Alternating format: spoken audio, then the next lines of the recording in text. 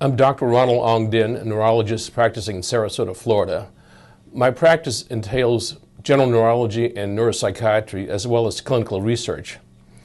I've been involved in a number of clinical trials for the industry, some 50, and I'm the inventor of topical migraine therapy, which is also known as topical neuroaffective therapy, which is a novel patented treatment for migraine. The United States patent was granted in November of 2012, and the European patent was granted in 2008. It is a novel patented treatment for migraine and other chronic headache conditions. As background to how this treatment was developed, it came out of a necessity to treat migraines more effectively. As you know, some 13 to 15 years ago, the triptans were introduced for the treatment of migraine. They revolutionized migraine treatment in that they were basically biochemical scalpels, serotonin agonists, which aborted the migraine process. And in fact, Imitrex, or sumatriptan, was the first triptan introduced by GlaxoSmithKline, and subsequently 6 to 7 others were introduced. Unfortunately, they had their shortcomings in that, as you know, migraine is a condition of paroxysmal neuronal dysfunction within the trigeminal cervical complex. That is, within the nerves in the trigeminal nerve complex, there is irritation such that the migraine, headache, and other symptoms are manifest, period. The trigeminal nerve gives innervation to all sensation within the scalp, the dura, and the sinuses, as well as the back of the neck. So any innervation or sensation that is manifest in the human body relating to the head and neck is through the trigeminal nerve. So when the trigeminal nerve is irritated, it causes the symptoms of migraine, including the severe headache pain. And so when we take the triptan tablets or injections or nasal spray, basically we're treating a condition that is just a small part of the brainstem in the trigeminal nerve complex with a drug that goes everywhere in the body, and subsequently there are side effects and contraindications to the use of triptans, such as not to be used in people who have hypertension or a history of heart disease or stroke. So there's been limitations in treatment with triptans. Furthermore, you get the triptan side effects and other systemic side effects. Accordingly, it was about 13 years ago that I felt that we should look into the possibility of compounding sumatriptan into a dermal penetration enhancing medium and to apply it at the back of the neck. As you see on this picture, the trigeminal nerve complex is manifest here, shown here in blue, and the innervation from the face and the scalp and the dura are shown here as well. There are two nerve fibers that go to the trigeminal nerve. One is the afferents. Afferents are the nerves that go from the body, the skin, the face, the dura, into the trigeminal nerve, and the efferents are those that come back from the brain to the periphery. Now let's look at the way the traditional systemic treatment of migraine is practiced. Drugs are either taken by mouth or injected, and as you see, there is a blood level, so-called therapeutic blood level, that has to be maintained, but one has to also deal with the blood-brain barrier here. Furthermore, when drugs are taken by mouth, there is a metabolism through the liver, what they call the first pass metabolism, making the drug less efficient. With sumatriptan, for instance, 85% of the ingested drug is metabolized by the liver, leaving only 15% to do what it needs to do. As opposed to that, on the left-hand side, the direct effects topical therapy, the drug is compounded as a cream, sumatriptan that is, and applied as a cream at the back of the neck, and it acts on the nerves at the back of the neck as a direct effect on the nerves into the trigeminal nerve system, thereby bypassing the need to be in the bloodstream. Therefore, we call it direct effects neuroaffective. Neuroaffective meaning direct effects on the nerve, affecting the nerve function rather than having to go through the bloodstream to reach the nerves in the brain. It could be considered a smart bomb concept versus blanket saturation bombing, where there is dispersion and there is collateral damage in the sense that there is effects in other parts of the body that don't need to be affected. This is a cross-section of the human skin on the right-hand side. Basically, the question is, what's so important about the nerves at the back of the neck? Why is the back of the neck or the nuchal region of such importance in this delivery? Well, as you see here in the cross-section of the skin, this is the stratum corneum, which is the dead skin layer. And as you traverse the subcutaneous tissue, the first structure you see here in blue is the free nerve endings. If you follow the free nerve endings, they become cutaneous nerves. These are the nerves that feed back from the skin to the brain. Now, on the left-hand side is a cross-section of the human neck with the nerves exposed in the back of the neck. As you see, the cervical nerve roots, C1 through 3, they become the trigeminal nerve, which is the migraine generator.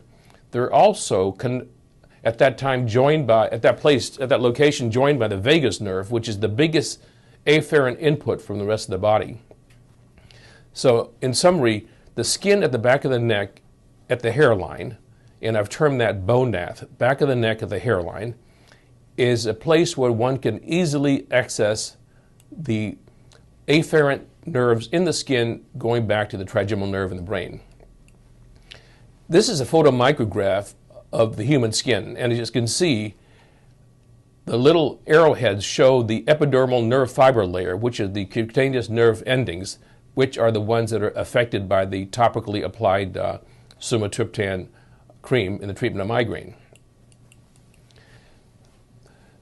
So therefore, this is a novel and unique therapy for the treatment of migraines in chronic headache conditions through a compounded drug application to the back of the neck, and the therapeutic effect is achieved through peripheral effect on the afferent nerves, which return to the brain and therefore modulate efferent nerves, which come from the brain back to the body in the form of reduction in symptoms.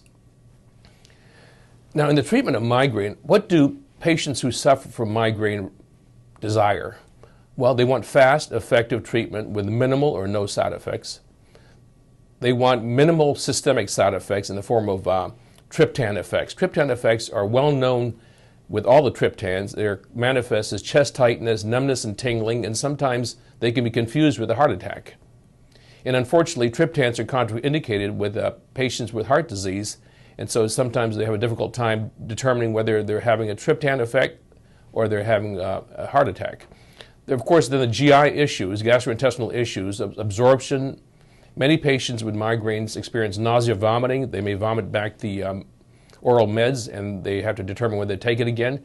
Then we talked about the liver or hepatic first pass, which reduces the effect of the oral dose. They want convenience. They don't want anything noticeable, such as an injection or having to take a pill. They don't want any headache recurrence after they take treatment.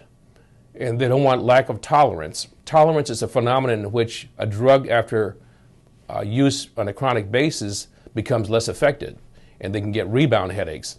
Then finally, one of the most important things is low cost and insurance coverage with no limit of doses. Currently, some of the triptan tablets are limited to 9 to 12 tablets a month, which is unreasonable for some patients. In regards to treatment of migraines, there are three methodologies of treatment. One is, of course, symptomatic treatment, which is a nonspecific drug such as Tylenol, Midrin, and barbiturates, which treat pain in general. Then there's prophylaxis, which is used for treatment of prevention of migraines, where patients are having excessive number of headaches a month. But most specifically is the migraine abortive agents, and these are what we're talking about, the triptans. As I mentioned earlier, triptans were developed as biochemical scalpels, which are serotonin agonists which abort migraine process. And as you can see here, Imitrex was the gold standard in the first, but subsequently some 7 have emerged, such as Axert, Maxalt, Relpax, Frova, Emerge, and Zomig.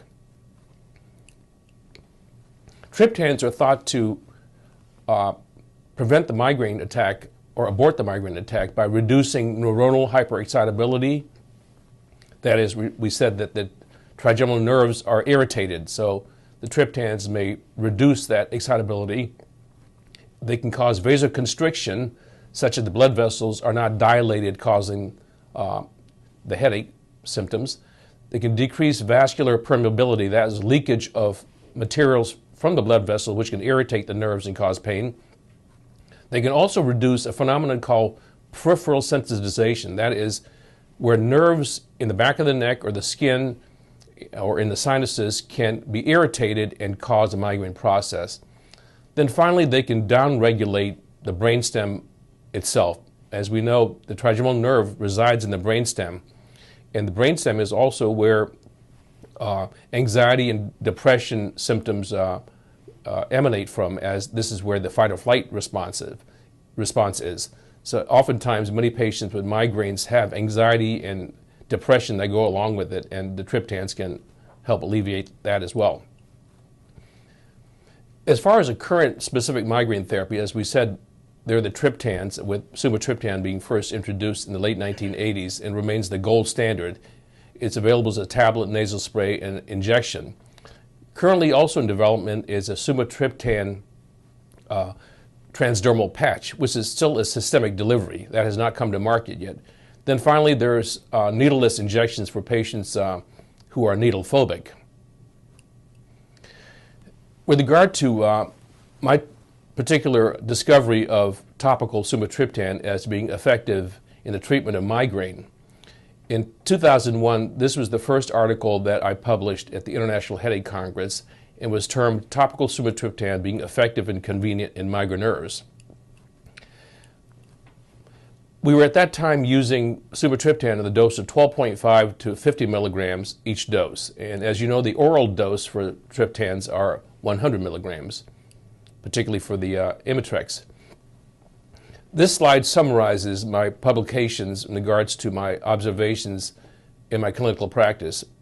4 international papers were published in the international headache meetings and the respective journals. In summary, there was one of the studies showed 42 regular triptan users with a 17-year average headache history being exposed to the topical sumatriptan cream. All these patients that were treated, all 42 experienced relief of migraine symptoms.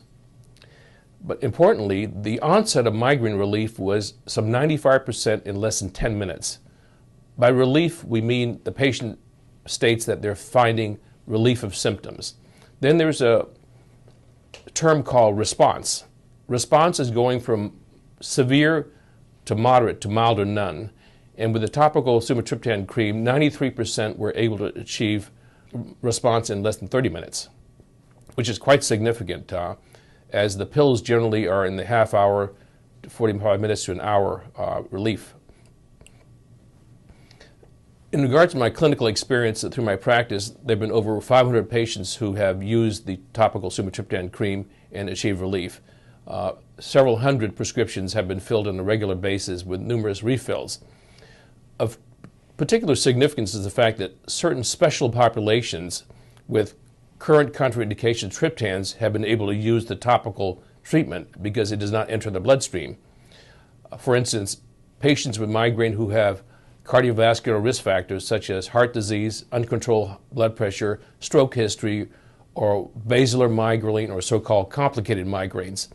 These populations are generally contraindicated for systemic or oral triptan use, but from the fact that the topical triptan therapy appears to bypass the blood flow, these patients appear to be able to tolerate the sumatriptan topical cream quite well and achieve benefit.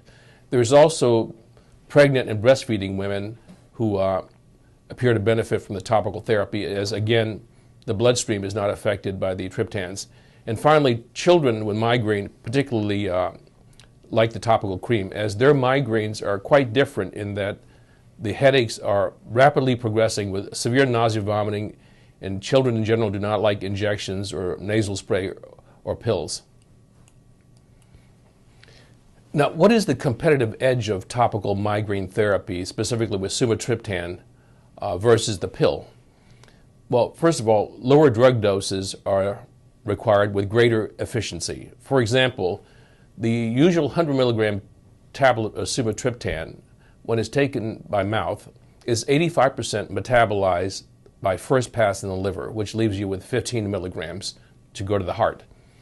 20% of cardiac output goes to the brain, which therefore leaves you with 3 milligrams going to the brain. The brain is fed by the carotid arteries in the front, which carries 2/3 of blood flow, and the vertebral arteries in the back of the brain, which feeds the trigeminal nerve complex, which is 1/3 the blood flow. Therefore, in essence, 1 milligram effective dose is achieved at the vertebral arteries out of the 100 milligram oral tablet, which is a very inefficient situation. Whereas, as I was indicating earlier, our initial studies with topical sumatriptan was 12.5 to 25 milligrams. This was a publication in drug delivery technology in which my technology was the cover article. It indicates that this is groundbreaking tRNA therapy. tRNA meaning topical regional neuroaffective therapy.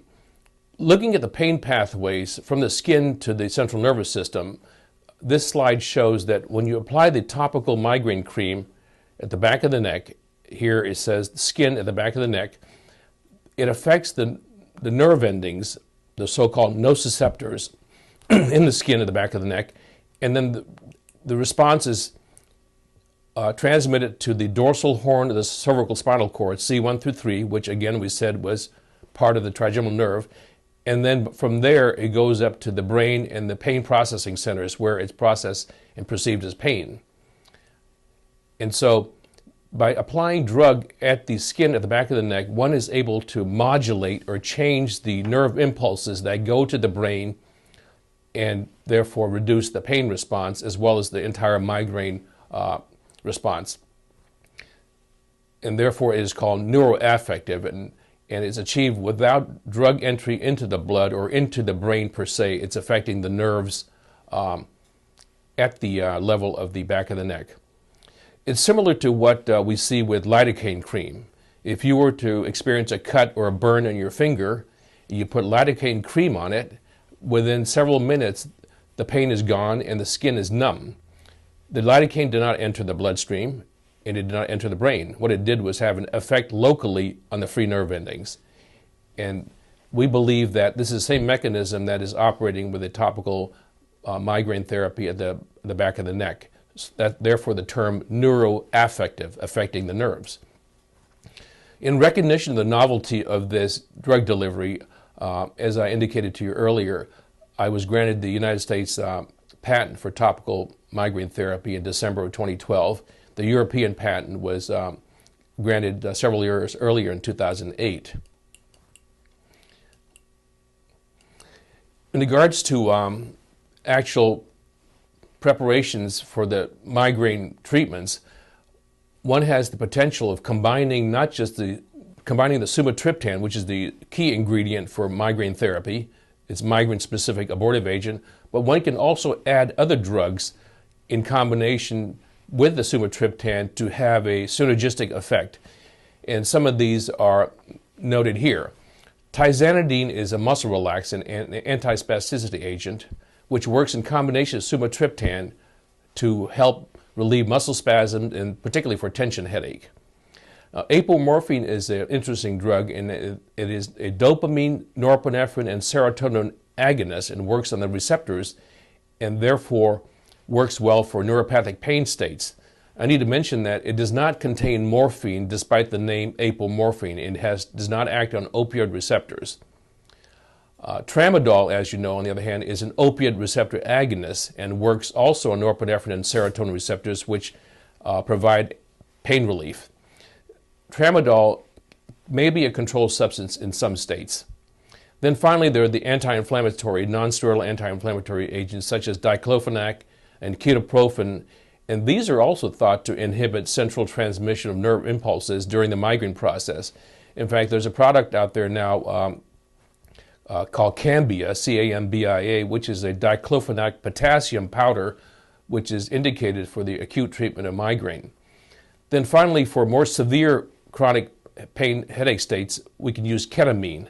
Ketamine is classified as an NMDA receptor antagonist and binds to the mu-opioid receptors and therefore helps with significant pain response that it may be seen with chronic migraineurs and chronic headache patients.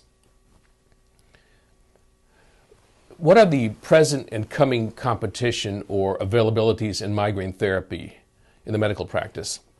Well, as we said, we have the triptan tablets as well as the triptan orally dissolving tablets, which do not require water, which are quite convenient. Then there's the nasal spray, which many people do not like because the substance can go in the back of the mouth and have a bad taste. Then we have the subcutaneous injections, of which Imitrex is one of them, and they have needle with the needle and the needle-free for needle phobics. Currently in development and recently approved is also the transdermal antiphoretic transdermal sumatriptan patch. It was initially named Zelrix, but it's been changed to Zirkit, and it was developed by Newpath Pharmaceuticals outside of Philadelphia. I just want to mention that although transdermal sumatriptan patch uses the skin, it is completely different in mechanism of action from the topical treatment, and I'll go into that a little further later. There's also being developed right now by Allergan, the people who develop Botox injections for chronic headaches, inhaled DHE, dihydroergotamine. As you know, ergotamines are the natural the natural triptan-like products out there which can also abort migraines. They also worked on the serotonin receptors.